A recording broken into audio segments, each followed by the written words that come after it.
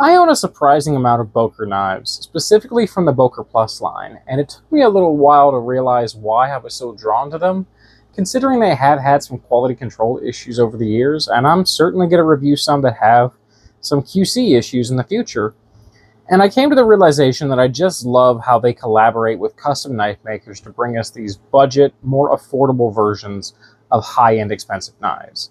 Now, make no mistake, this knife here, the Böker Plus Stingray, this is not a cheap knife, okay? The best price you're going to pay for one online is about 150 bucks, and you might pay as high as 250 bucks.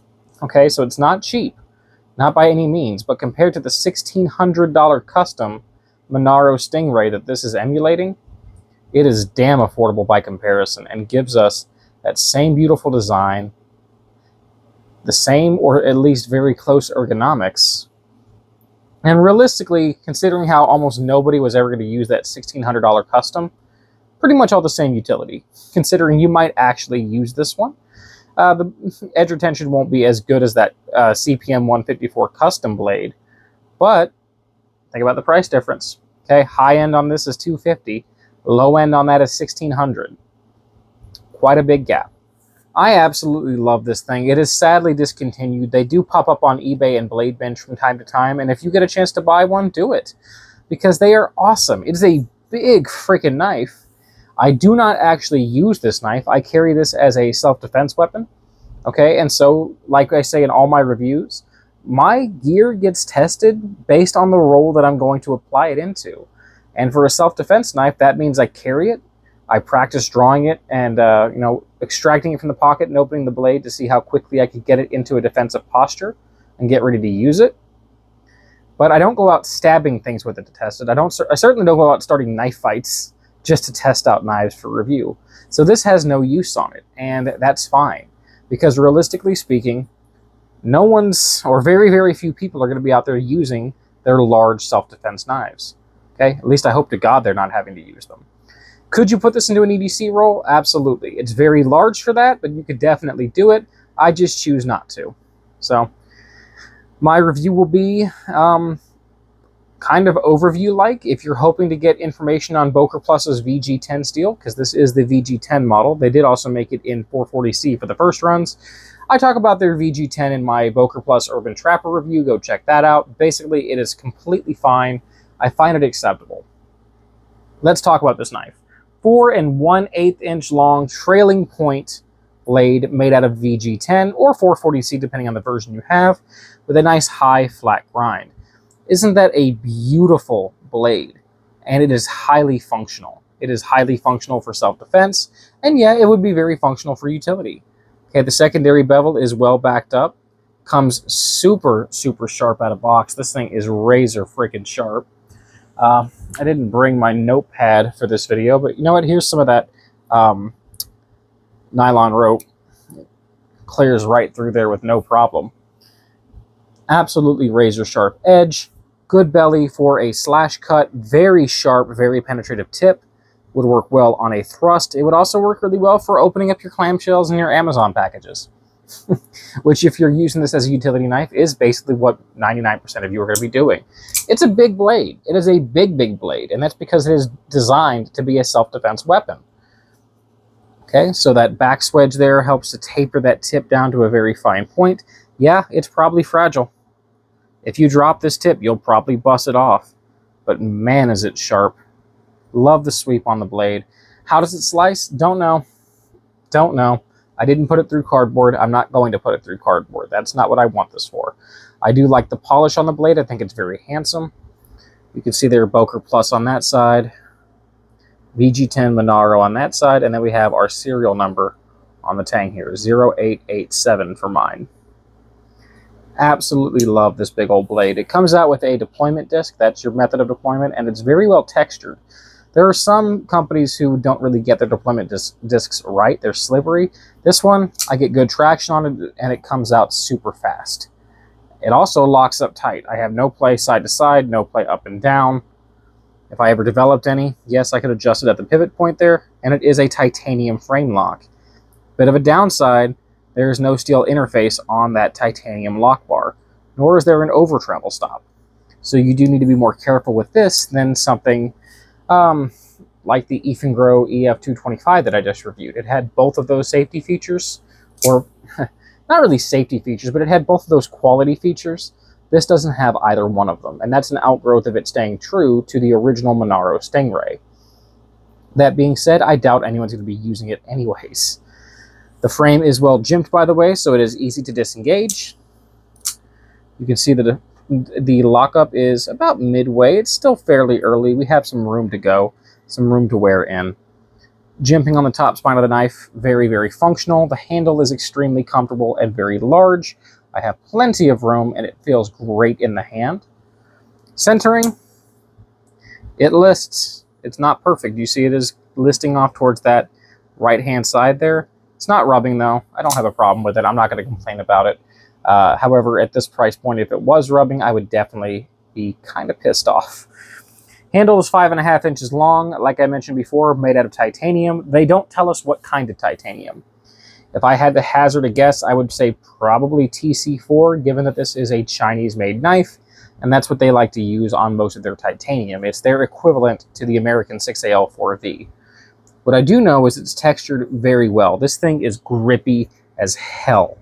Okay, I'm talking just as aggressive as any of the best G10 textures out there. It is super tractionable.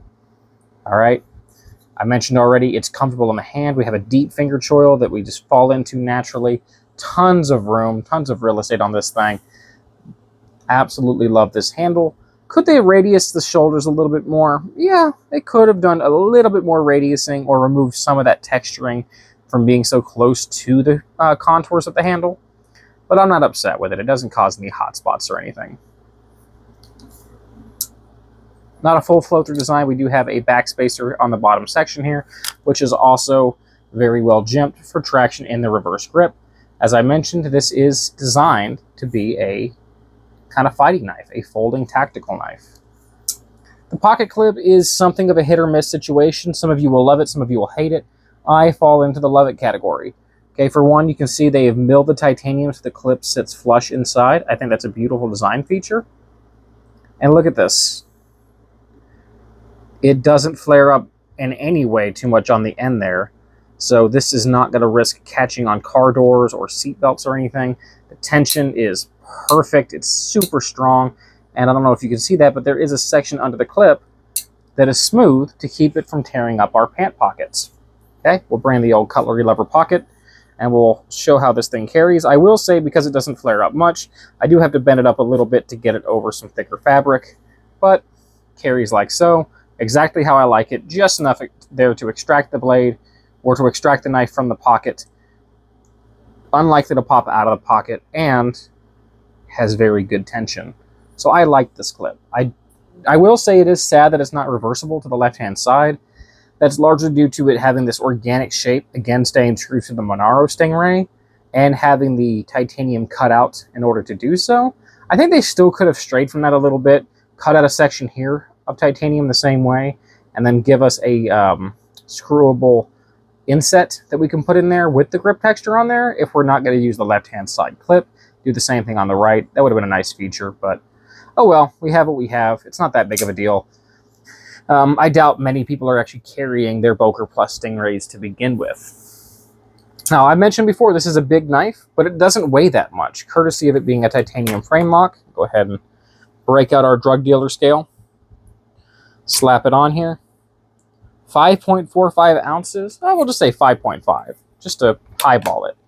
5.5 ounces for a 4 1/8 inch trailing point blade, 5.5 inch handle, big old titanium frame lock. That is absolutely reasonable to me. Absolutely reasonable. By the way, the deployment is smooth. Okay, I know I talked about the lockup.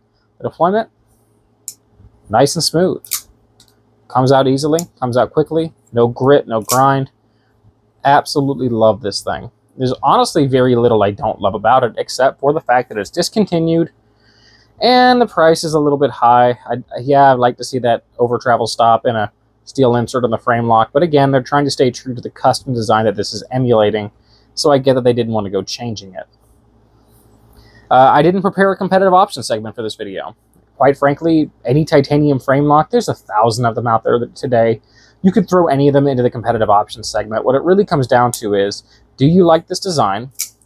Do you want a Monaro Stingray custom but can't afford it? If the answer to either of those questions is yes, then this is the knife that you want, and none of the competitive options would satisfy you. These custom design production variants really have a very specific target audience, and that is people who want that custom but either can't afford it or can't justify it, or you want to see how you like the design before you commit $1,600 of your hard-earned money into buying it. So you buy one of these as a proxy and as a tester, and you go, you know what, yep, I love that, I'll buy it. Or you say, nope, I absolutely hate it, I don't want it, and you don't buy it. I think that's what these really serve the function as. By the way, because it is such a large handled knife, we could hold it in a reverse grip. That section down here towards the butt is tapered well enough that this would make a good impact weapon. Jam that into someone's thigh or into someone's rib cage, or if you're going more lethal, into someone's temple. It would make for a very effective self-defense weapon in that way as well. So you have a less lethal impact option built into the knife. Something that's pretty cool to see. So there, the Böker plus Stingray. Pretty damn cool knife, absolutely gorgeous. Again, not a super long review because I don't have testing data to really talk about. It comes out of the pocket quickly, it opens quickly, it's ergonomic. I feel confident holding it if I ever had to use it to defend myself with. For a self-defense folding knife, hell, that's good enough for me.